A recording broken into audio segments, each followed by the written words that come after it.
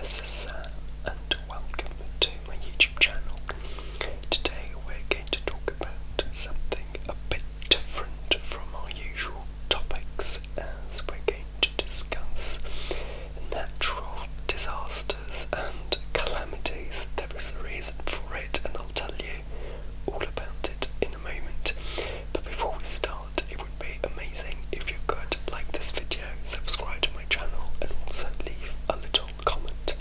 Also, I've just noticed that my nose is really red. I am very cold all of a sudden and my nose and my ears turn red immediately when that happens. But don't worry, nothing other than that is happening. So why do I want to talk about this? I'm shooting this on the 22nd of October. This will probably come out at the end of November. But I live in London, but I am originally from Italy, from a little village between Bologna and Ferrara in the north of Italy. And this past weekend, my village and the neighbouring ones were completely flooded. So I thought I would talk about it because it's a very bizarre situation. So just to give you a bit of background, I come from a village of more or less 500 inhabitants. It's tiny, and physically we have a very big river on this side with a very, very, very tall bank. So the river is here, and then you go down, and here is the village. And after the village, you just have fields, fields, fields. There is nothing. In fact, my village, the translation of my village into English is woods, because that's what we're not surrounded by the woods, but you know, you get the idea. Now, my area was always very safe. When I lived there, I left in 2010. We'd never experienced earthquakes, floods or anything like that. But ever since I left, all sorts of things have happened. In 2012 there was a terrible earthquake that destroyed several cities around my area, not my village, weirdly. There were towns where the earth cracked open and the sand spouted out of the cracks. I mean, it was insane. Our family friends, so one family living in a neighbouring village, they could not stay in their flat anymore, so they had to move somewhere else while their house was being fixed, restored to, normality. So that happened, and there was a terrible hailstorm 2 years ago, or last year, that destroyed houses and all sorts of things. Like my mum's car was dented everywhere. It looked like a wreck, and luckily we had no further damage. But some people, so the hailstones were like that, and because they were falling sideways, some people had their furniture damaged and broken, because going like this, the stones broke through the windows and then hit, whatever furniture was around, and houses were destroyed. Well, the roof was damaged, but the house was still habitable. Last year, a few cities close to my village were completely flooded to the point where they had water in their houses, and it took, I think, weeks weeks, if not months, for the water to drain away or to evaporate, and they were left with mud everywhere, which destroyed everything. And earlier this year they were flooded again, and because we live very close to a river, it's a huge river with a huge bank. Obviously the risk of the river overflowing, well, has always been there, but while I lived there, it was never actually a risk. We were never in a situation where we could see the water being about to overflow. It never got to that point. Recently, it has happened a few times that my mum, and my village were at risk of having to evacuate very quickly, because I think if the water from the river starts overflowing our way, we will be dead. We will be engulfed by water, because so the river is here, we are here, and there is also a little bit of another river here, so we are literally in a huge dip, in a huge basin there. So if the water came out of the river from here, it would literally just wipe us out. To be honest, I don't even know how this village was legally allowed to be created by. That's another topic. In the past, she's been told to pack her bags and be ready to flee, and I think a while ago she had to sleep in her car, ready to potentially run away. So obviously with climate change, things are getting worse and worse and worse. It's raining more and more and more. And this weekend, luckily, she didn't have any water in her house. The river did not overflow, but they were at very, very, very high risk of that happening, to the point where they were actually not allowed to leave the village, because they couldn't even drive out of it, because it was raining so badly and so heavily that it was not safe for them to go to other villages. Also, because we live next to a river, there are two big bridges that connect our village to the rest of the world, but those two bridges were not accessible, obviously, because of the rain.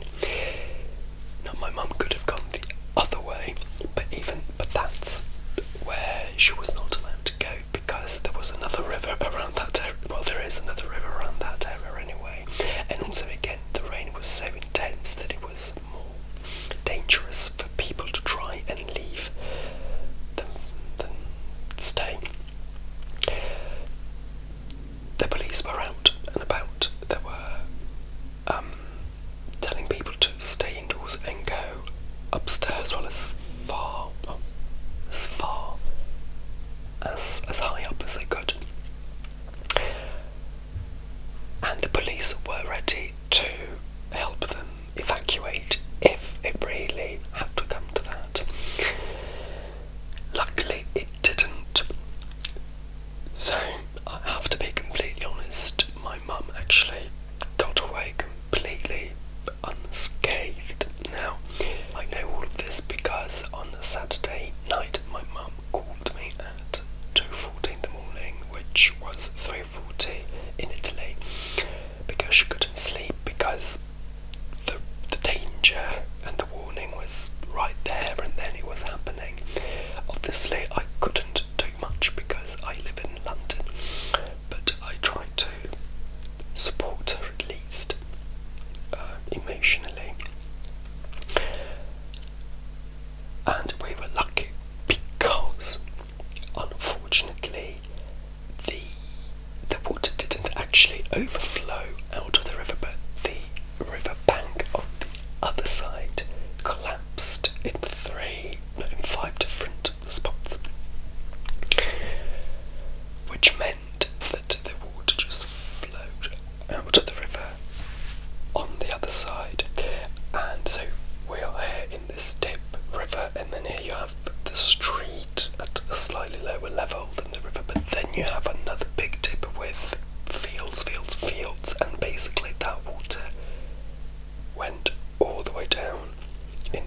fields, and my friend's family live on that side, and they have a huge garden, and I saw a picture of what's left. Well, there's nothing. Well, it's just water basically. They went upstairs and they took a picture, and the garden was completely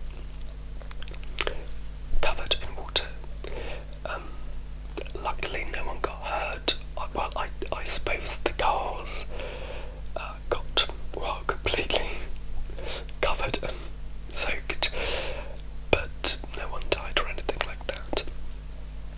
More rain was predicted for that night, but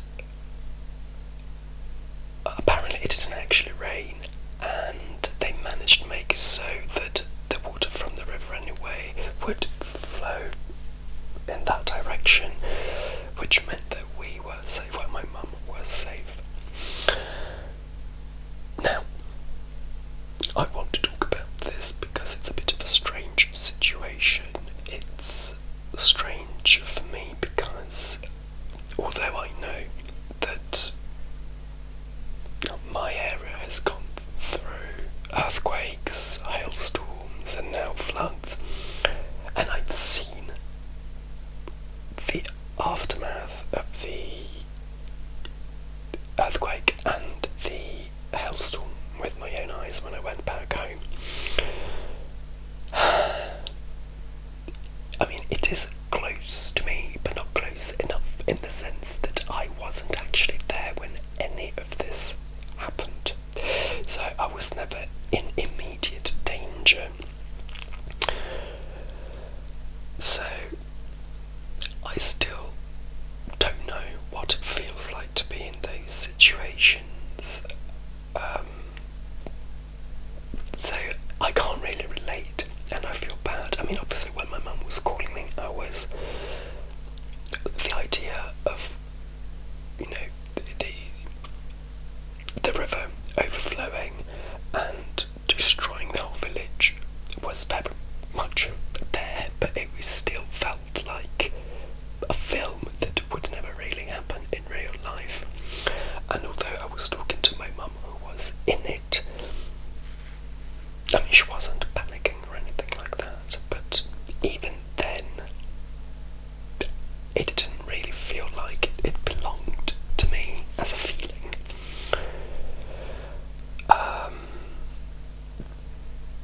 But it must be horrible, absolutely horrible. Now, with the earthquake, apparently most of the people around my area and in the neighbouring villages were all woken up in the middle of the night by this huge, like, roar coming from the earth. My mum and my brother heard nothing. They didn't hear anything, they didn't feel anything, so they just kept on sleeping. So they woke up the next day hearing all about the damage that had been caused, but they were not part of it. Well, the hailstorm they felt, and yeah, the floods. The flood, yes, didn't go unnoticed. That's for sure. But yeah, here in London, well, here in England, we do have problems with floods, but not in London, or at least not where I live. So I am still fully safe. I have never been in a situation where I've feared for my life because of a natural disaster. And like, my area had never had an earthquake before. I think so, before 2012. It's not a seismic area, so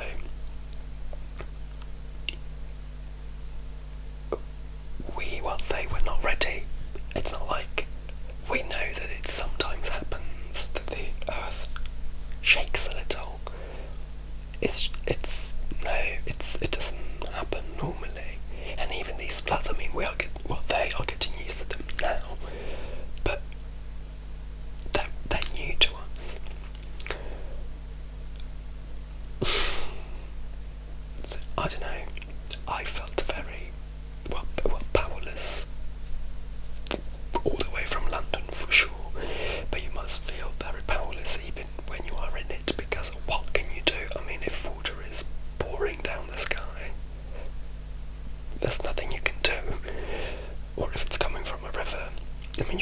run away, yes, if you're allowed to, but there's not much that you can do, even if you wanted to. And I don't know,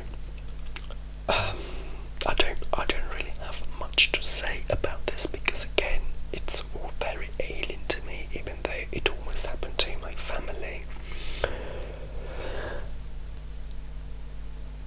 But what made me think about is the powerlessness of not just not being able to help my mum in this specific case, but as a son who lives abroad, or even if I lived in Rome and my mum lives in Bologna, I can't be there, at the drop of a hat.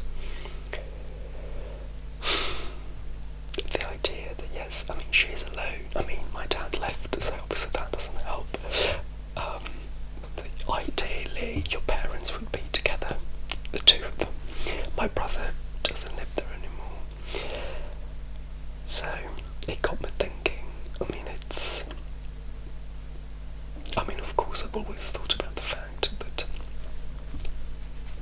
if something happened to her,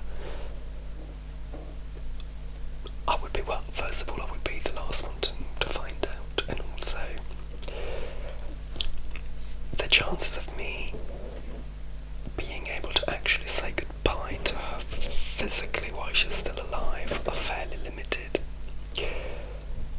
I've always known that, but even the fact that even knowing that still doesn't prepare me. I'm sitting here thinking and saying, I know that I probably won't be able to say a final goodbye right before she dies, but then I don't feel the gravity of that statement, because it still feels very abstract, very absurd, and in the back of my mind, I know I'm thinking, but I will be. It's very unlikely that I will be there, but it's not mathematically impossible, so I will be there to say my final goodbye. Literally my final one, the one final goodbye. And that reminded me of COVID as well. During lockdown, obviously, we couldn't go anywhere, and my mum had to undergo surgery. And obviously I couldn't go, and it's surgery, so my mum has a very rare fungus in her mouth that can turn into cancer. It's very rare, nobody really knows what to do about it, and they had to remove her lymph nodes from here just to be on the safe side, so they literally slit her throat from here to here. They gutted her like a fish, and everything went very well. You can barely see the scar, but obviously, it's not something that you do every day, and considering that she's been ill for decades now, and I can't even be there physically, it was a lot. I was terrified, obviously, that she might die, because you never know in these cases, and I was extremely lucky that she didn't, and everything went well. And possibly some of you listening to this were affected by COVID much worse than I was. I know stories of people, like one of my ex-clients is from Argentina, living in London at the time, and her parents live in Argentina. So when Argentina went into lockdown, her mum was in a different part of Argentina visiting relatives, and she was not allowed to go back home to her husband because of the lockdown, and her husband died. So my client's dad died alone. My client could never say goodbye, because obviously she was stuck in London, and apparently her mum actually suffers from some sort of dementia, and at the time when I talked to my ex-client, her mum still didn't know that her husband had died, because there was no point in telling her. And I mean, this is just one of the thousands of stories that obviously we all heard. And I mean, just thinking about it makes me sick. It just turns my stomach. And yeah, so far, my family specifically has been very lucky through all of this, but we've got close to a few disasters, up to a few possible disasters. And yes, what can you do? But even my brother, who lives just 10 minutes away from my mum, he couldn't really do anything. That day when my mum was stuck upstairs and she couldn't even leave the house, he could not even have gone to get her, because he would not have been able to drive there. So yeah, again, there isn't much more to say about this. I just wanted to share this with you to see if any of you had any similar experiences, just as a way of coping with this.